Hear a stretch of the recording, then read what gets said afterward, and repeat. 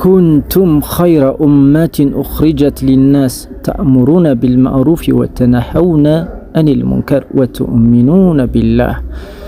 እናንተ በላጭ ህዝቦች ናችሁ፣ ምርጥ ህዝቦች ናችሁ አለ አላህ ሱብሓነሁ ወተዓላ። ለምንድነው ምርጥ የሆናችሁት? በመልካም ታዛላችሁ፣ ከመጥፎ ደግሞ ትከለክላላችሁ ይላል አላህ ሱብሓነሁ ወተዓላ። እኛ የምድር አምባሳደሮች ነን። መሬትን ልናጸዳ፣ በመልካም ልናዝ፣ ከመጥፎ ልንከለክል።